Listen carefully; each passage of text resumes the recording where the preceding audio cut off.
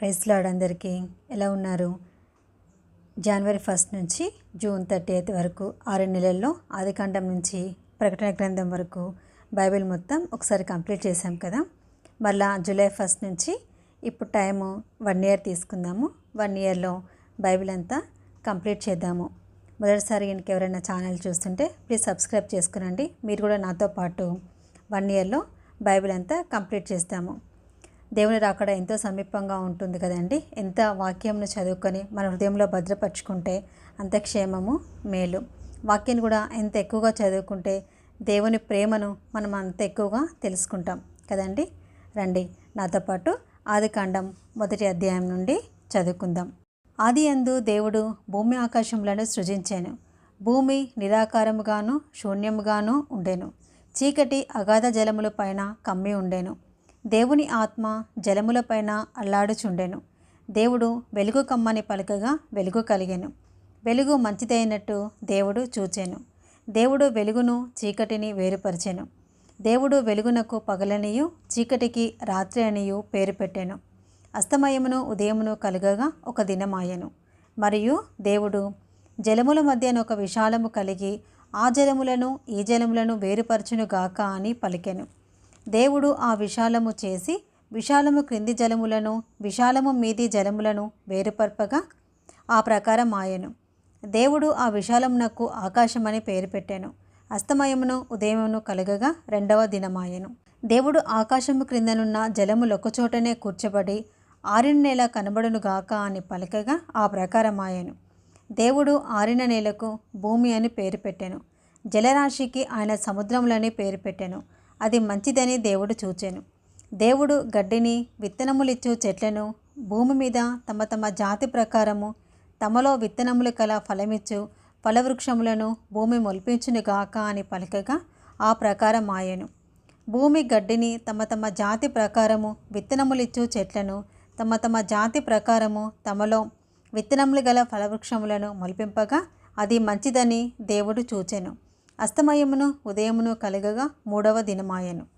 దేవుడు పగటికిని రాత్రిని వేరుపరిచినట్లు ఆకాశ విశాలమందు జ్యోతులు కలుగునుగాక అనియు అవి సూచనలను కాలములను దిన సంవత్సరములను సూచించుటకై ఉండునుగాక అనియు భూమి మీద వెలిగించుటకు అవి ఆకాశ విశాలమందు జ్యోతులై ఉండునుగాక అనియు పలికెను.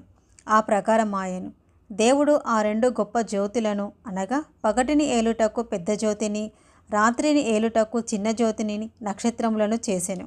భూమి మీద వెలిగించుటకును పగటిని రాత్రిని ఏలుటకును వెలుగును చీకటిని వేరుపరచుటకును దేవుడు ఆకాశ విశాలమందు వాటినుంచెను. అది మంచిదని దేవుడు చూచెను. అస్తమయమును ఉదయమును కలగగా 4వ దినమాయెను. దేవుడు జీవం కలిగి చలించు వాటిని జలములు సమృద్ధిగా పుట్టించునుగాక అనియు పక్షులు భూమిపైన ఆకాశ విశాలంలో ఎగురునుగాక అనియు పలికెను. దేవుడు జలములలో వాటి వాటి జాతి ప్రకారము జలములు సమృద్ధిగా పుట్టించిన మహామత్స్యములను జీవం కలిగి చలించు వాటిని అన్నిటినీ దాని దాని జాతి ప్రకారము రెక్కలు గల ప్రతి పక్షిని సృజించెను. అది మంచిదని దేవుడు చూచెను. దేవుడు మీరు ఫలించి అభివృద్ధి పొంది సముద్ర జలములలో నిండి ఇండుడనియు పక్షులు భూమి మీద విస్తరించునుగాక అనియు వాటిని ఆశీర్వదించెను. అస్తమయమును ఉదయమును కలగగా 5వ దినమాయెను. దేవుడు వాటి వాటి జాతి ప్రకారము జీవము గల వాటిని అనగా వాటి వాటి జాతి ప్రకారము పశువులను పురుగులను అడవి జంతువులను భూమి పుట్టించునుగాక అని పలికెను. ఆ ప్రకారం ఆయను. దేవుడు ఆయా జాతుల ప్రకారము అడవి జంతువులను ఆయా జాతుల ప్రకారము పశువులను ఆయా జాతుల ప్రకారము నేలను ప్రాకు ప్రతి పురుగును చేశాను. అది మంచిదని దేవుడు చూచెను. దేవుడు మన స్వరూపమందు మన పోలిక చొప్పున నరులను చేయుదము. వారు సముద్రపు చేపలను ఆకాశ పక్షులను పశువులను సమస్త భూమి మీద ప్రాకు ప్రతి జంతువును ఏలుదురుగాక అనియు పలికెను. దేవుడు తన స్వరూపమందు నరుని సృజించెను. దేవుని స్వరూపమందు వారిని సృజించెను. స్త్రీనిగాను పురుషునిగాను వారిని సృజించెను. దేవుడు వారిని ఆశీర్వదించెను. ఎట్లనగా మీరు ఫలించి అభివృద్ధి పొంది విస్తరించి భూమిని నిండించి దానిని లోబర్చుకొనుడి. సముద్రపు చేపలను ఆకాశ పక్షులను భూమి మీద ప్రాకు ప్రతి జీవిని ఏలుడని దేవుడు వారితో చెప్పెను. దేవుడు ఇదిగో భూమి మీదనున్న విత్తనములిచ్చు ప్రతి చెట్టును విత్తనములిచ్చు వృక్ష ఫలములు గల ప్రతి వృక్షమును మీకిచ్చి ఉన్నాను. అవి మీకు ఆహారమగును. భూమి మీద నుండు జంతువులన్నిటికీ, ఆకాశ పక్షులన్నిటికీ, భూమి మీద ప్రాకు సమస్త జీవులకును పచ్చని చెట్లన్నీయు ఆహారమగునని పలికెను. ఆ ప్రకారం ఆయను. దేవుడు తాను చేసినది యావత్తును చూచినప్పుడు అది చాలా మంచిదిగా నుండెను. అస్తమయమును ఉదయమును కలగగా 6వ దినమాయెను. ఆదికాండము 2వ అధ్యాయము. ఆకాశమును భూమియు వాటిలోనున్న సమస్త సమూహమును సంపూర్తి చేయబడెను. దేవుడు తాను చేసిన తన పని 7వ దినములోగా సంపూర్తి చేసి తాను చేసిన తన పని అంతటి నుండి 7వ దినమున విశ్రమించెను. కాబట్టి దేవుడు ఆ 7వ దినమును ఆశీర్వదించి పరిశుద్ధపరిచెను. ఏలయనగా దానిలో దేవుడు తాను చేసినట్టు సృజించినట్టు తన పని అంతటి నుండి విశ్రమించెను. దేవుడైన యెహోవా భూమిని ఆకాశమును చేసిన దినమందు భూమి ఆకాశములు సృజింపబడినప్పుడు వాటి ఉత్పత్తి క్రమము ఇదే. అది వరకు పొలమందలి ఏ పొదయు భూమి మీద నుండలేదు, పొలమందలి ఏ చెట్టును మొలవలేదు. ఏలేనగా దేవుడైన యెహోవా భూమి మీద వాన కురిపించలేదు, నేలను సేద్యపరచుటకు నరుడు లేడు. అయితే ఆవిరి భూమి నుండి లేచి నేల అంతటిని తడిపెను. దేవుడైన యెహోవా నేల మట్టితో నరుని నిర్మించి వాని నాసికారంధ్రములలో జీవవాయువును ఊదగా నరుడు జీవాత్మ ఆయెను. దేవుడైన యెహోవా తూర్పున ఏదెనులో ఒక తోట వేసి తాను నిర్మించిన నరుని దానిలో ఉంచెను. మరియు దేవుడైన యెహోవా చూపునకు రమ్యమైనదియు ఆహారమునకు మంచిదియునైన ప్రతి వృక్షమును, ఆ తోట మధ్యను జీవవృక్షమును, మంచి చెడ్డల తెలివినిచ్చు వృక్షమును నేల నుండి మొలిపించెను. మరియు ఆ తోటను తడుపుటకు ఏదెనులో నుండి ఒక నది బయలుదేరి అక్కడి నుండి చీలిపోయి 4 శాఖలాయెను. మొదటి దాని పేరు పీషోను. అది హవీలా దేశమంతటి చుట్టూ పారుచున్నది. అక్కడ బంగారమున్నది. ఆ దేశపు బంగారము శ్రేష్టమైనది. అక్కడ బోలెమును గోమేధికములను దొరుకును. 2వ నది పేరు గీహోను. అది కూషు దేశమంతటి చుట్టూ పారుచున్నది. 3వ నది పేరు హిద్దెకేలు. అది అషూరు తూర్పు వైపున పారుచున్నది. 4వ నది యూఫ్రటీసు. మరియు దేవుడైన యెహోవా నరుని తీసుకొని ఏదెను తోటను సేద్యపరచుటకును దాని కాచుటకును దానిలో ఉంచెను. మరియు దేవుడైన యెహోవా ఈ తోటలోనున్న ప్రతి వృక్షఫలములను నీవు నిరభ్యంతరముగా తినవచ్చును. అయితే మంచి చెడ్డల తెలివినిచ్చు వృక్షఫలములను తినకూడదు. నీవు వాటిని తిను దినమున నిశ్చయముగా చచ్చెదవని నరునికి ఆజ్ఞాపించెను. మరియు దేవుడైన యెహోవా నరుడు ఒంటరిగా ఉండుట మంచిది కాదు, వానికి సాటి అయిన సహాయమును వాని కొరకు చేదుననుకొనెను.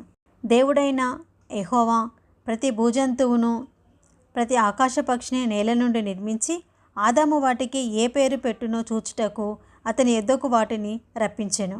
జీవము గల ప్రతిదానికి ఆదాము ఏ పేరు పెట్టెనో ఆ పేరు దానికి కలిగెను. అప్పుడు ఆదాము సమస్త పశువులకును ఆకాశ పక్షులకును సమస్త భూజంతువులకును పేరులు పెట్టెను. అయినను ఆదామునకు సాటి అయిన సహాయము అతనికి లేకపోయెను.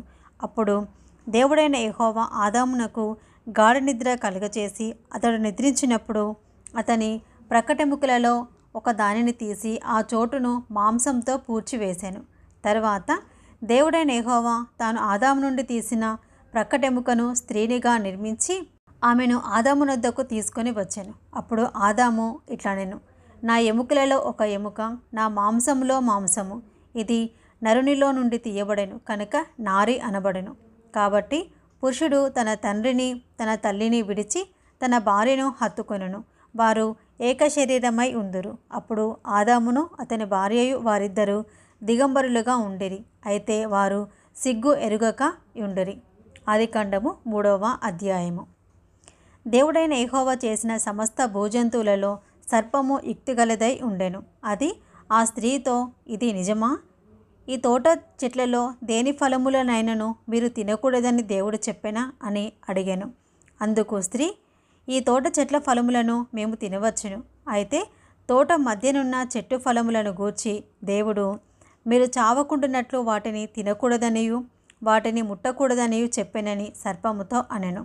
అందుకు సర్పము, మీరు చావనే చావరు, ఏలయనగా మీరు వాటిని తినుదినమున మీ కన్నులు తెరవబడుననియు మీరు మంచి చెడ్డలను ఎరిగిన వారై దేవతల వలె ఉందురనియు దేవునికి తెలియనని స్త్రీతో చెప్పగా ఆ స్త్రీ, ఆ వృక్షము ఆహారమునకు మంచిదియు, కన్నులకు అందమైనదియు, వివేకమిచ్చు రమ్యమైనదియునై ఉండుట చూచినప్పుడు ఆమె దాని ఫలములలో కొన్ని తీసుకొని తిని తనతో పాటు తన భర్తకును ఇచ్చెను.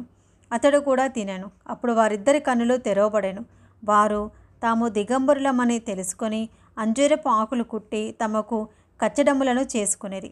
చల్లపుటను ఆదామును అతని భార్యయు తోటలో సంచరించుచున్న దేవుడైన యెహోవా స్వరమును విని దేవుడైన యెహోవా ఎదుటికి రాకుండా తోట చెట్ల మధ్యను దాగుకొనగా దేవుడైన యెహోవా ఆదామును పిలిచి, నీవు ఎక్కడ ఉన్నావనెను.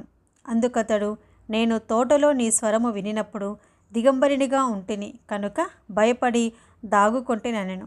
అందుకాయన, నీవు దిగంబరివని నీకు తెలిపిన వాడెవడు? నీవు తినకూడదని నేను నీకు ఆజ్ఞాపించిన వృక్షఫలములు తింటివా అని అడిగాను. అందుకు ఆదాము, నాతో ఉండుటకు నీవు నాకిచ్చిన ఈ స్త్రీయే ఆ వృక్షఫలములు కొన్ని నాకియగా నేను తింటినెను. అప్పుడు దేవుడైన యెహోవా స్త్రీతో, నీవు చేసినది ఏమిటని అడగగా స్త్రీ, సర్పము నన్ను మోసపుచ్చినందున తింటినెను.